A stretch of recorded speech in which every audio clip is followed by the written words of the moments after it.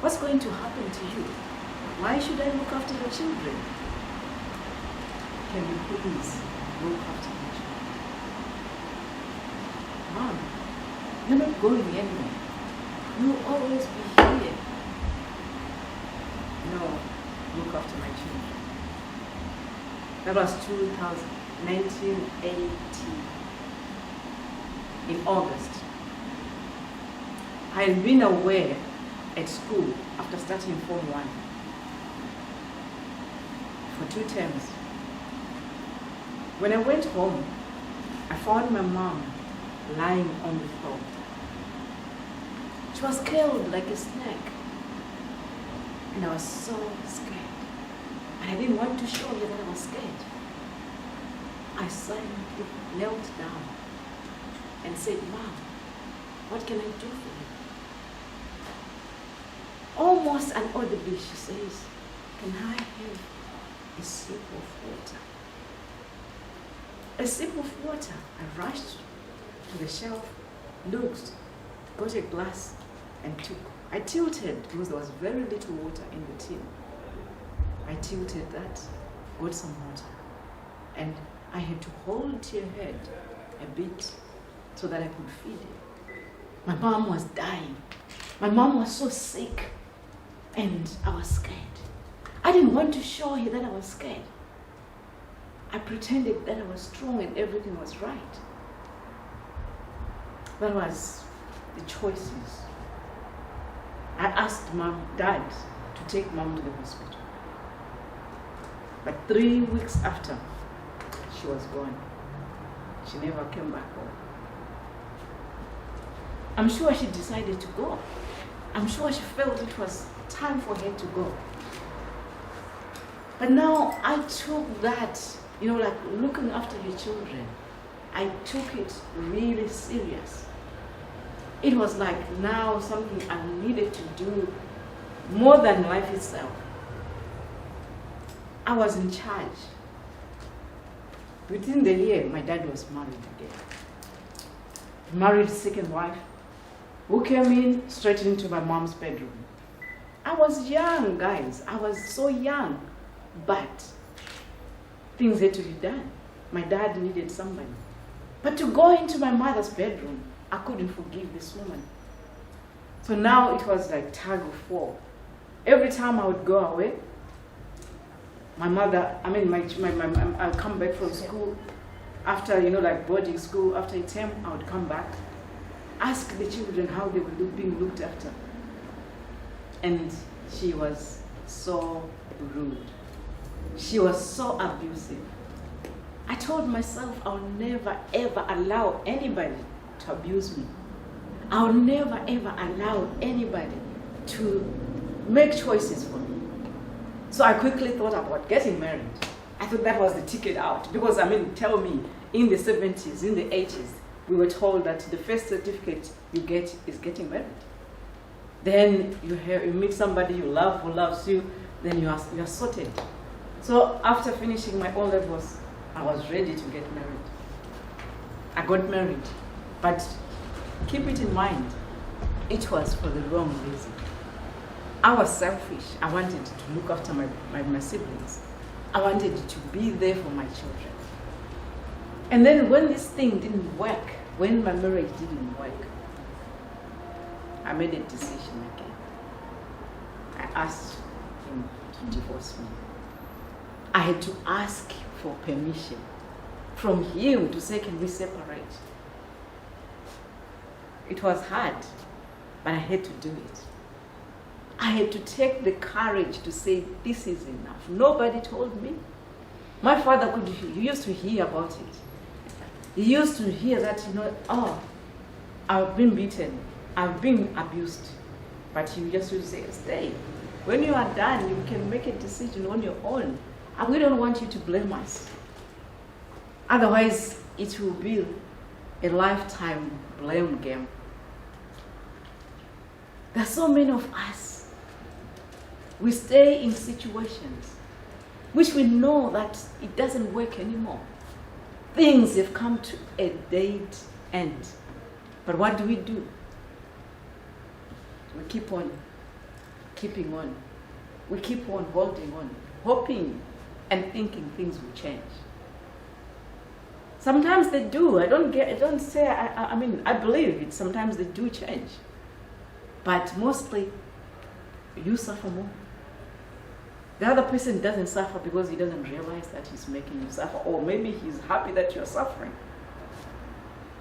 So it's like, okay, after I did that. I didn't have any certificate of, like profession.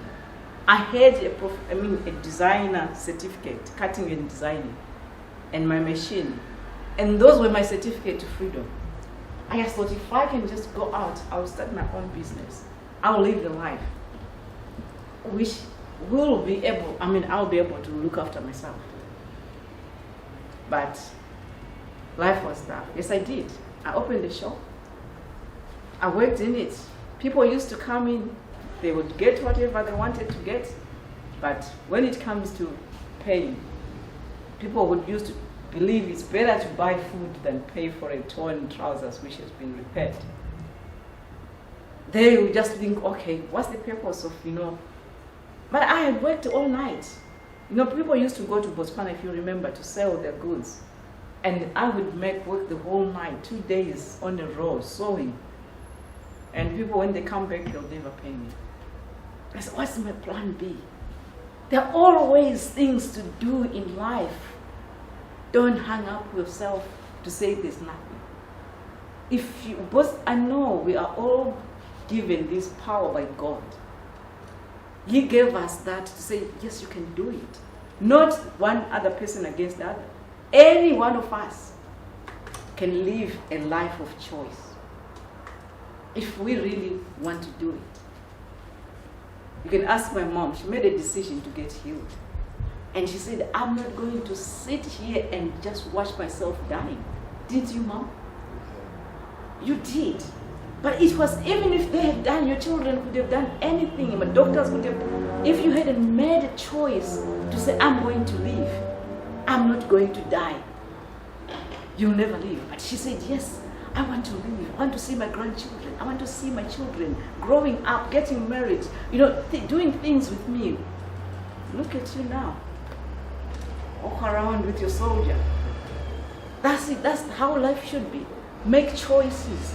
Even getting healed, getting that health, perfect health, is a decision. And all of us made choices this morning. Should I go? Should I not go? What dress should I wear? Which makeup should I do?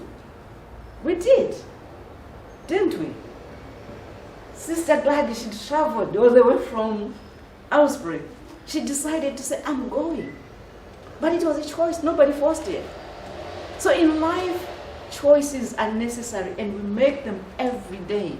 But we don't realize that every one of those choices, they are as important as a simple little one. It might be a big decision to do. It might be a small decision to make. But it's a choice. And it has to be made. So I urge every one of us to say choices are necessary. Whether people are going to laugh at you, people are going to look at you, people are going to question you, but at least it comes from you. When I left my husband, I made a choice. I said, I'm going. People were going to laugh at me. Oh, she doesn't have anything. She doesn't have a certificate. What is she going to earn? But at least I had my sanity. I had to live for me, not to make decisions for other people. Now, when it comes to that, we call it, I have faith in the higher power. I know my God will never let me go. Let me suffer. Because I'm a Christian, and that's what my belief is. I know there's a lot of beliefs. People believe in God, in Allah, in what. Yes, that's your belief system. But mine, I just felt, okay, you will never let me down, because that's what His word says. He will never let me die. And He never did. And now it's like, okay, after a few years of doing things, as we all do, think, okay, I tried this, it doesn't work. I tried that. I ended up being a teacher. I didn't think I was going to be a teacher. But I thought, okay, after sewing it wasn't working. I had to make another decision. I went for teaching. And it was so funny because I went to this office and I said, if other people can be teachers, why can't I? I've got qualifications, so I need a place. And this guy looked at me, he says, but now it's full. I said, no, I know there's a place for me there. I ended up being there. I trained, finished. I stayed 1 year in a rural area. After 1 year, I packed my bags. And I said, no, I've had enough. I want to work in town where my kids are, so that my kids could go to school. People looked at me as if I was mad. They thought, oh, you don't even have a place to go and work, but you are packing your bags. My brother was there. I was living with him, finishing his O-levels. I just said, okay, I've packed everything. I'm going. When you come, please pack the rest and get into the bus. I'll wait for you there. I went back to where I was going before, and I said, I've done 1 year in the rural areas, and I'm not going there. They said, what? We don't have any space. I said, no. There must be somewhere where I can go near my children. I'm not going there. And it was just like, he looked at me. I said, okay, we've got this place, for 3 months. Then after the 3 months, maybe you can go. This teacher is going to go, for your studies at the University of Zimbabwe. So you can all go there. I said, fine. I took the courage to say, I'm going to go to move from here to here. So it's like, okay, I thought, I can never be undervalued. I know my worth. I know that I can be where others are. And that's how life goes. Nobody would have come to me and say, oh, there's a place for you, Selina. You can go and work here because you want to be near your children. I had to make that decision, and I took that courage to say, I'm going to face whoever is responsible. And they will have to go through their books with me. And they did. I worked there a few years, doing whatever I was doing, but still, I thought, things are not working. I had to make another decision. I went to Botswana, worked there for a year, trying to make things work. Then decided to say, okay, this is not working. Where can I go? I thought, UK or America. I didn't know where. I just thought wherever God wants to lead me. Fortunately, unfortunately, things were tight for teachers in Zimbabwe. They were being followed and beaten. So I thought, okay, I'll go. Because I was just radical. I was just thinking, no, people should be treated equally. So I just decided to leave there, came to the UK with nothing but £95. The story of my life. And imagine just buying the ticket and you've got £95 in your pocket to say, you don't know the situation. I just said, Father, you know. God, I trust you. You are going to see me through. He did. I got to City International Airport. And what did I see? They said, is it £75 to go to Leeds? Because I was supposed to go to Leeds. That's where somebody was going to wait for me. So I bought a ticket. There was £15 left out of 75. Is it 15 or 20? So I got to Leeds. I tried to call the people. They didn't want to answer. I was sitting at the bus station. Can you see a bus station in your mind? You are there. People come and go. They look at you. And that's how life is. We are in this bus stop. We can make choices, decisions concerning us at that particular time. One girl says, oh, you're sitting here. That's a coach. That's a counselor. Do you think anything is going to come out of this situation? And I looked at her. I thought, what? You might be right. And my brother had just said to me, oh, put your niece's phone number somewhere in the Bible. Maybe you will see. You need her. So I looked in the Bible for for her number. And I got it. One day, I said, I'm stranded. I need you. So she said, okay, come. But we are not in Leeds. We are in Manchester. And I didn't have any penny left because I've been eating. So I just got in the train. Thank God they didn't ask the evening trains. I think it was around 10. Evening trains, they don't ask. That's why sometimes you have help from people. When you are stranded, they will be there. They will come and say, I'll walk with you. Let's cross the road together. You don't need to pay me for that. Just go. So I did. Walked across, went to my niece, stayed there until, life was sorted. It takes a lot of work for us to move from point A to B. What am I saying? Don't stay in that situation if it's messy. For your own health, sanity, and joy. You need to be free, but it can only be you who does that. You are in charge. You've got the keys to your own happiness. You've got the keys to your own understanding. You've got the keys to say, yes, this door I'm going to open and shut that door. Nobody can do that for you. As I have said, even in our health situation. 2014, I got struck by cancer. I didn't know that I had cancer. I was walking, was struggling at work. I would struggle to kneel down, even to attend to my clients. Because I didn't want people to say, oh, look at her. She's not a prayerful enough person, because I worked with people who depend on prayer. I am a Christian Science nurse. So I support people who work, don't take medication. So what did I do? I was struggling every day. I could struggle. My kids started watching me.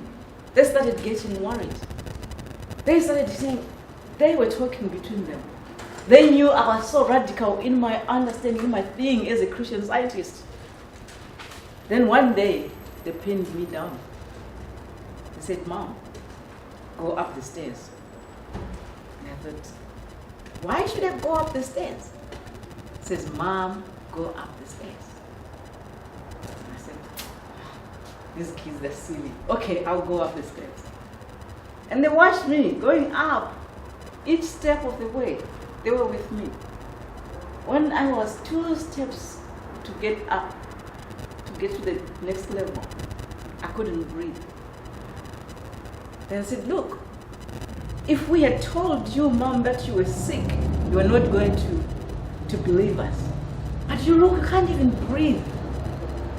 And I said, oh, yeah, I know, I can't breathe.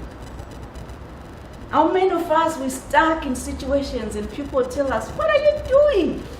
And I think, no, I'm here to stay. I love this situation. I love the environment. Why am I telling you all this? Because I've been there. Because I know how dangerous it is. How difficult it is. I now work with women just to help them move from point A to point B. Move from a situation where they think nothing is going to happen anymore. I've had enough. I can't go out of this. I'm stuck in this situation. But they don't want to open their eyes. They don't want to look at, the coaches, the counselors around them. They want to be in that situation. So I help women transform their lives. Because I'm the best teacher. I've lived that life. I have been there. I know the situation inside out. And it's like I was believing in doctors. I used to think, oh, doctors know it all. I used to think, there's no way I can live without doctors.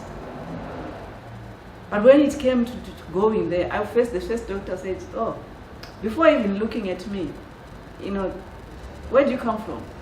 Come from Zimbabwe. Oh, maybe It's HIV AIDS. So take the paracetamol and go. I took the paracetamol and went home. After 3 weeks, the pain started being serious.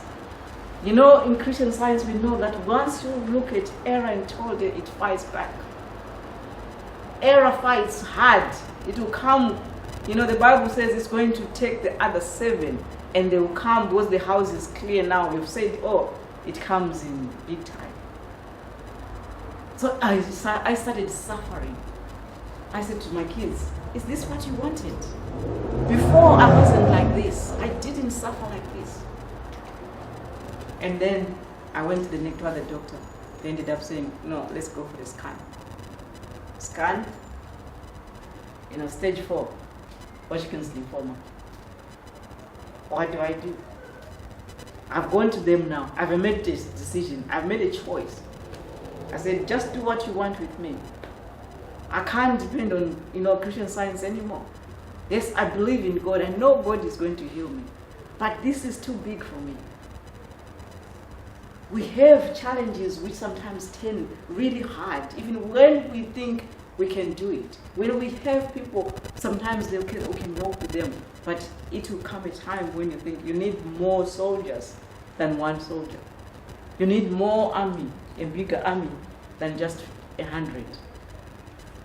So I went to the hospital. They looked after me. They started, you know, giving me chemotherapy, and chemotherapy almost killed me. Because if you know what chemotherapy is, it's poison. And it kills you. But then they give you a small dose of that. People say chemotherapy, you know, what they used in Hiroshima, which they killed a lot of people. That's what makes that stuff. And so if they you know, if you've seen them, Mom, you know that when they come to you and administer, they cover themselves every part. One time I asked one doctor, I said, why are you wearing all that? He said, because I don't want it to get into me.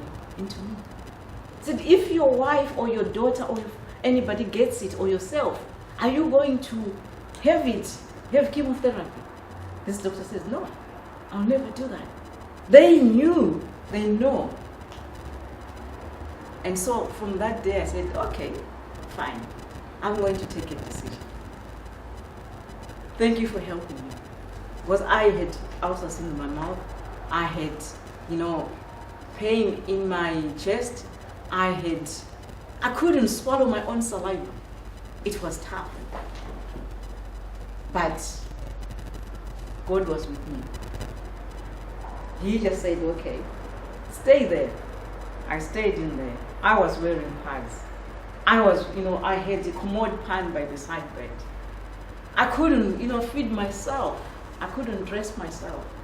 My daughter gave up her job to look after me in hospital. She had to come every morning. She had to come every afternoon to feed me, every evening to prepare me for bed. And the nurses would wake around me in the night just to make sure that I don't stay in my mess. Then one day a voice came and said to me, "What are you waiting for? You are already healed." I looked around. It was in the night, middle of the night. Nobody could have spoken to me. And I said, "Who is this? What's?" I said, "If it's you, God, you've got a horrible sense of humor. Look at me. I can't do anything for myself, and you're saying I'm already healed. What are you talking about?" Then he says, "You are already healed." It left me confused. We are confused most of the time. We get confused. We have people who tell them, "Oh, sister, this is easy. Love yourself, come on. Give yourself love."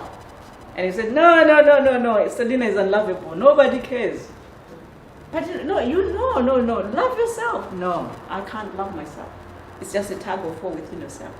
But if you give yourself a dose of love, it changes everything. You see yourself as a different person. So I did that. My daughter came in the morning, and I told you that I heard this voice. And she says, "Oh, come on, Mom, let's go. God is on our side. God is telling you that you are going to be healed. You're already healed. And I said, how are we going to do that? Then we started looking around, researching, knowing what to do. Oh, you know, in hospital, you get so many biscuits around, so many sweets around, sugar around, so that you can feed the cancer cells. I said, somebody says, no cancer cells, no sugar, no meat, no dairy products. Don't take that. Don't feed the cancer cells. And I said, okay. I stopped doing that, and glory to God, I was saved. Did anybody thought I was mad? Yes, they did. When I started saying, oh, no more chemotherapy, they said, oh no, there's some traces of cancer which is left on your side, so maybe we need to do radiotherapy. I said, no. Tell me the side effects of radiotherapy. Are they different from the side effects of chemotherapy? They said, 50-50. And I said, thank you. I'm off. I can't do that. I'm not going to take that. If it's 50-50, I would rather, live with what I've started. I had started walking in the park. That's where the spirit of walking in the park was born. Fresh air. Go and be at peace with what God created. I can go to a tree and hug and say, tree, you are just my brother. You love me. Can you just help me take this pain away? And the tree answers. It helps me. I will just see it's an angel. I've got angels around me. I can breathe fresh air. I look at the grass in the morning. I look at the leaves and think, oh, come on. I look at the birds and think, look at them. They're so free. Why am I hard on myself? Why can't I be free? And I learn from those things. I learn from nature, because that's what God has given us. It's a challenge to us to say, am I going to do that? Then the story which excited me or which made me laugh is that I went to this doctor. It's Queen Elizabeth, I think. Then we sat down. She says, if you don't accept radiotherapy, you're going to die very soon. I said, oh, doctor, who doesn't die? Then she looked at me. Yes, you can have a few more years. Maybe you will be able to see your grandchildren. I don't think my kids were going to be married that time to have children. You can, I said, okay, why don't you just let me do what I'm doing now and see how far it can take? He said, oh no, but then Selina, you don't understand. We only want to help you to just have a few more years. I said, thank you. I'm out. I don't want it. Let me go and try and see what God is in store for me. And anti-grateful that I'm here now because of these mercies. I'm here now because he says the herbs of the field shall be meat unto you. Genesis chapter 1 verse 29. That's what I follow. That's how I live. And we all have that. We are all connected to God. The breathing, who doesn't, that's breath of God coming out. We breathe in the love of God. We breathe out what is not going to be needing in our body. I taught myself to cleanse. This is now a temple of God. I know I am a temple of God. I look after it. I clear my mind. I detoxify. Guys, the thing now, doctors or people who do, the gurus of health, they say calories in, count them. But can you count the calories you take out? Who has ever tried that? To say, okay, I've taken 200 calories, written down. Now I've taken out 300 calories. Or it's just calories going in. How are you going to remove the roughage? It's going to be stored in here, doesn't it? And what do we do about it? We walk around, we pile things on ourselves. Every time it's like we eat, we take medication.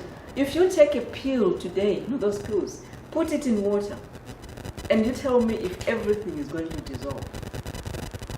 That's how it goes. When it goes into your tongue, it's going to just have to be stored. Slowly and slowly, it's going to be stored in there. That's our thinking. If we don't remove the negativity people bring to us, we're going to be piling up negativity. And if we tell ourselves that we are not good enough, it's the same. Telling yourself, I'm stuck, I can't think, I've got, dementia, I've got, depression. Depression, it's something which really can be healed quite easily. If you tell yourself that I'm not going to be sitting down listening to nothing, I'm going to be listening to what the voice of love is saying to me. Because we all hear that. It all comes to us every day.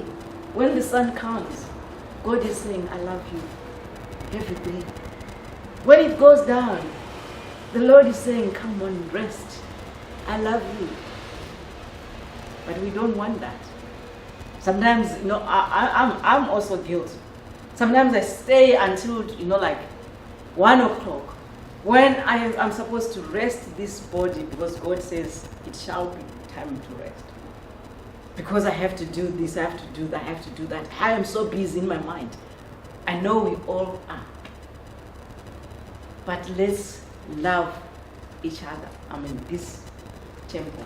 Let's build it. Let's, when you walk, can, God be, mad about you. Because he's mad about you. He just looks at you as if you are the last thing which ever happened to him.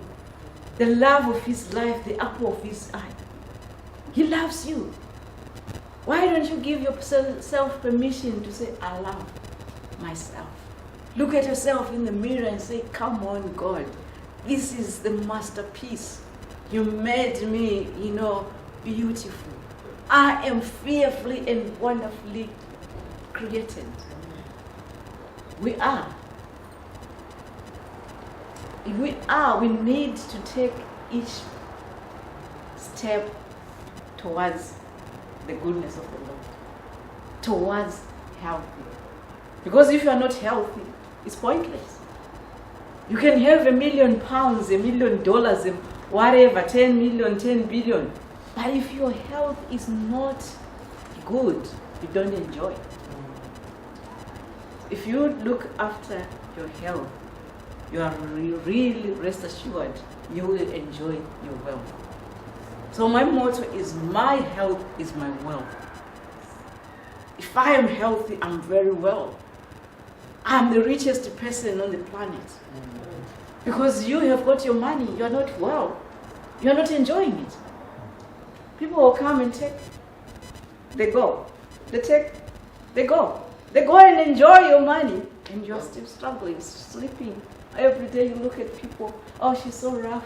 This nurse is like that. Oh, this doctor is like that. Because you're not taking care of yourself.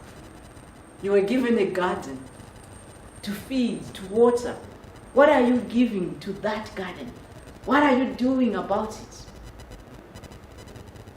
Guys, let's learn to just be us.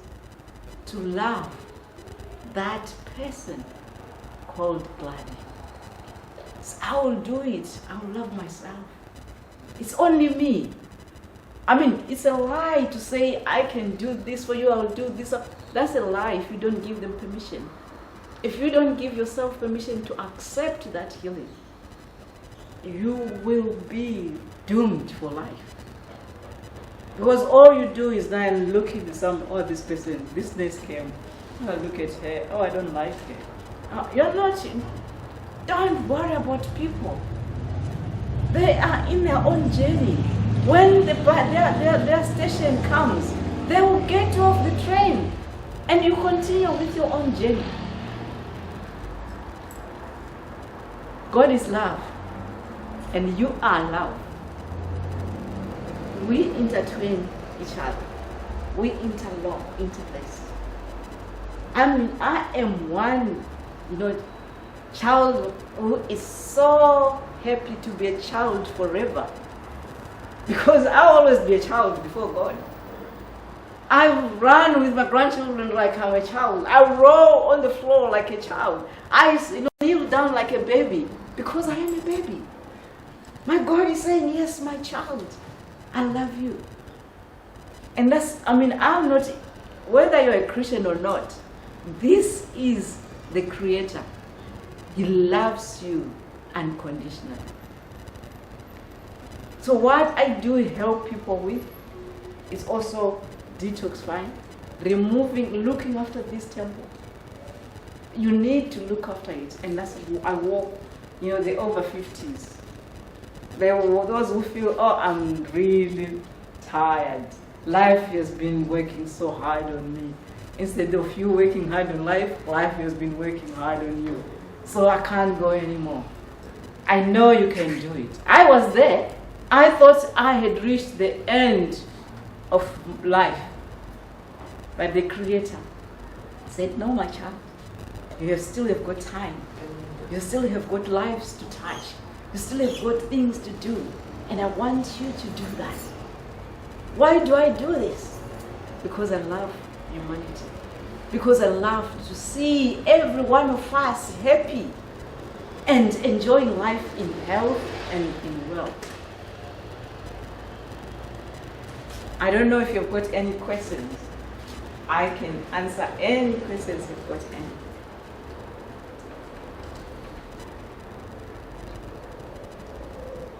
Before I say I'm done. Any questions? What is the detox using what?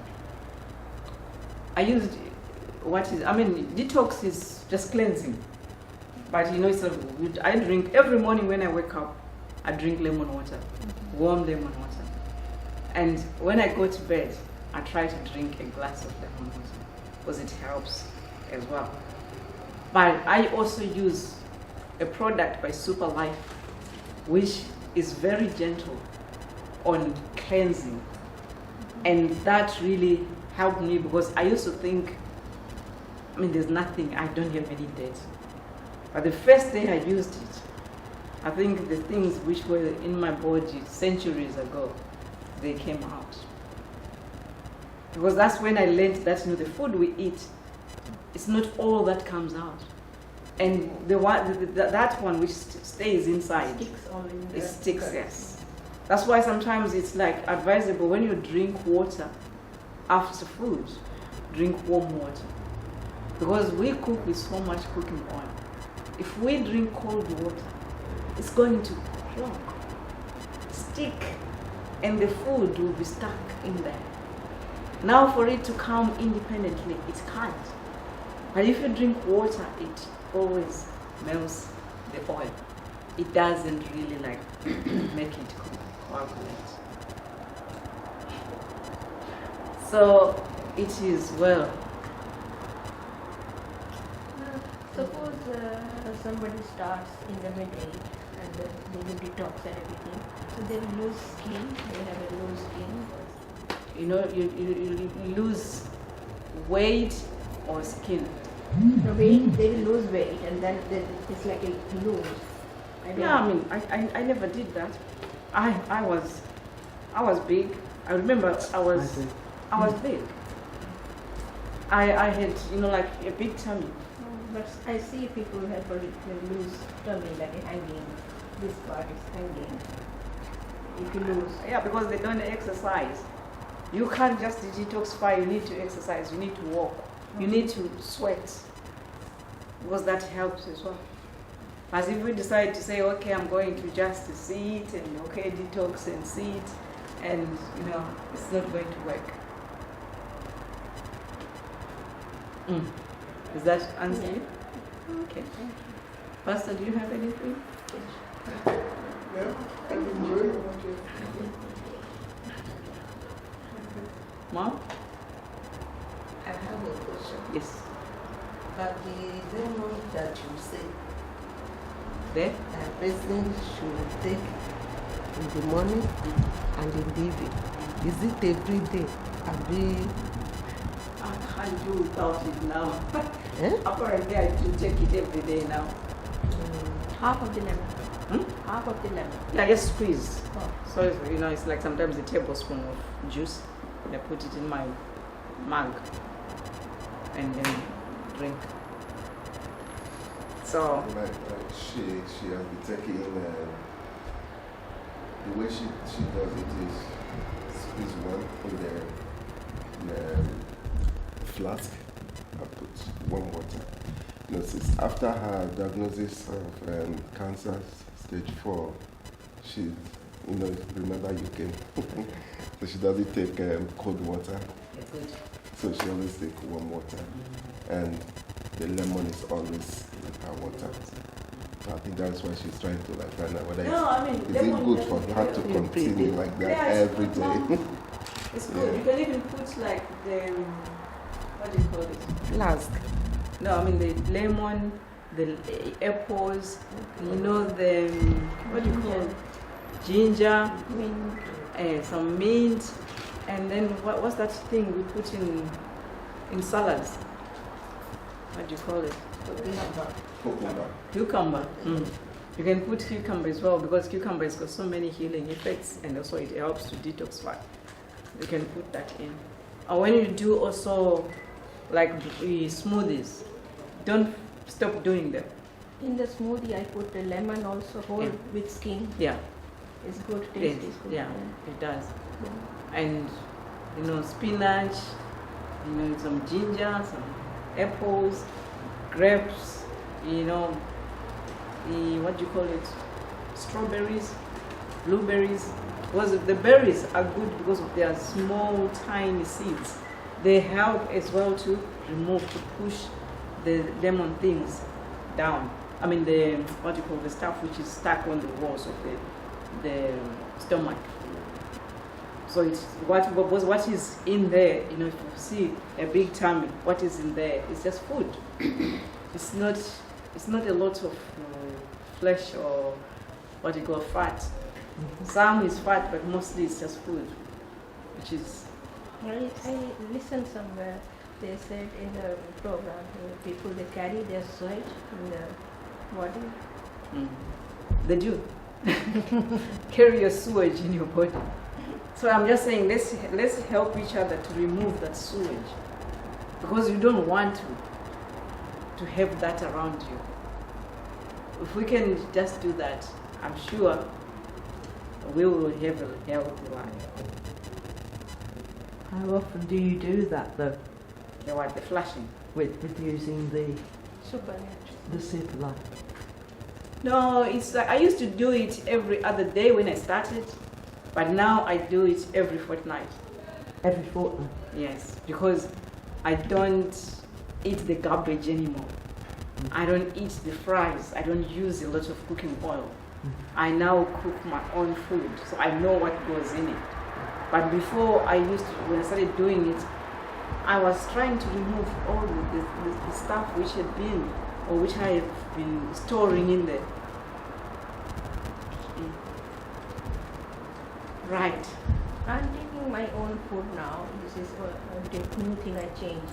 But the party and everything is difficult. Socializing.